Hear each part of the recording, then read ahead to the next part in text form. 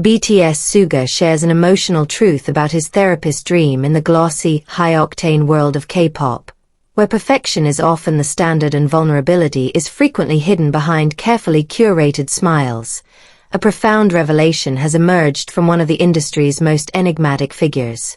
Min Yoongi, known to the world as Suga of BTS, has openly discussed a life ambition that stands in stark contrast to the flashing lights of stadium concerts. According to the group's official 10th anniversary memoir, Beyond the Story, 10-year record of BTS, the rapper and producer has set his sights on a future path that is deeply altruistic and surprisingly grounded. He wishes to become a licensed psychological therapist. This declaration is not merely a fleeting interest. It is a calculated and compassionate goal rooted in his own complex history. Within the pages of the memoir, Suga details that his fascination with psychology began as a tool to better understand himself. He noted that studying the formal definitions of emotions was initially a way to sharpen his musical craft, allowing him to express complex feelings with greater precision in his lyrics. However, this academic interest evolved into a calling. He confessed that while the road to licensure is long and requires significant study, making it difficult to start immediately given his current schedule, it remains a concrete dream. His motivation is heartbreakingly selfless.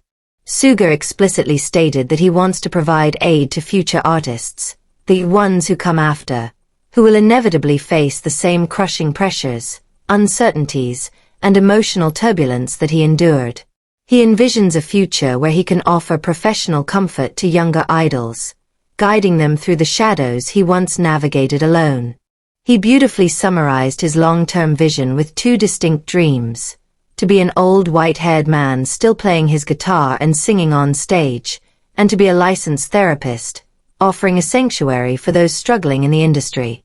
To fully grasp the magnitude of this ambition, why a global superstar would dream of sitting in a quiet room, listening to the pain of others, we must look past the diamond records and designer suits. We must journey back to Daegu, South Korea, to meet a boy named Min Yoongi, whose path to the top was paved not with gold, but with grit, silence, and a resilience born from profound struggle. Long before he was selling out arenas, Yoongi was a teenager fighting a lonely battle between his passion for music and the harsh realities of survival. His story is not the typical fairy tale of instant stardom. It is a gritty narrative of a young artist who had to choose between eating a proper meal or taking the bus home. During his underground rapping days, operating under the name Gloss, he would often sell his beats for meager sums, sometimes getting scammed, leaving him with nothing but frustration and an empty stomach. If he bought a bowl of noodle soup, he would have to walk miles to get back to his small, cramped studio. This financial tightrope walk was his daily reality, a constant reminder of the instability of the dream he was chasing. But the physical hunger was often overshadowed by a heavier, invisible burden. Throughout his adolescence and early adulthood, Yoongi grappled with an internal darkness that few understood. He has since been open about his battles with depression, social anxiety, and obsessive-compulsive tendencies. In a society that often stigmatized mental health issues, particularly for men, he suffered in silence. The studio became his bunker, a place where he could lock the world out, but it was also a place where he was left alone with his thoughts. The uncertainty of the future loomed over him like a storm cloud that refused to break. When he moved to Seoul to join Big Hit Entertainment as a trainee, the pressure only intensified. He was no longer just fighting for himself. He was competing in a cutthroat environment where trainees were regularly sent home, their dreams shattered in an instant. The fear of failure was a constant companion. It was during this precarious time that a pivotal, heartbreaking incident occurred, one that he kept hidden for years. To support himself while training, because he did not want to be a burden to his family, Yoongi took a part-time job as a delivery driver. One rainy evening, tragedy struck. He was involved in a motorcycle accident that severely injured his shoulder. Lying on the wet pavement, the physical pain was likely agonizing, but the psychological terror was worse. He was terrified that if he revealed the injury to his company, he would be fired and his chance to debut would vanish. So he did what he had learned to do best. He endured. He told no one. He practiced with a shattered shoulder, masking the pain with sheer willpower, telling the agency he merely fell down the stairs. This incident is a defining metaphor for his early life. A young man broken and bleeding, yet forcing himself to stand up and perform because the fear of returning to a life of nothingness was greater than the pain. It was a time of immense loneliness. He was surrounded by other trainees, yet isolated by a secret struggle that he felt he couldn't share. The interlude of his life before the fame was marked by a haunting question. Am I good enough to survive this? As BTS debuted and began their slow, arduous climb, the shadow that Suga speaks of in his music did not simply disappear with success. In fact, the bright lights often made the shadows darker. The transition from an unknown rapper to an idol involved a stripping away of privacy and a demand for constant perfection. For a person with social anxiety, the gaze of millions was not just validating, it was suffocating. There were times, according to his own lyrics in his solo work as August D., where he felt like an imposter, hiding behind the mask of an idol while his internal world crumbled. He poured this visceral pain into his music. When he released his first mixtape, he didn't give the world a polished pop product. He gave them a raw, bleeding confession.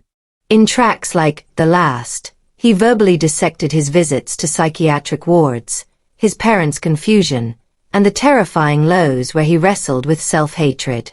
It was a risk. In the K-pop industry, idols are often expected to be flawless deities. By admitting he was broken, Suga shattered that illusion. But in doing so, he did something miraculous. He told the truth. This vulnerability resonated with millions. Fans didn't just see a star, they saw a survivor. They saw a man who had looked into the abyss and climbed his way out, inch by painful inch.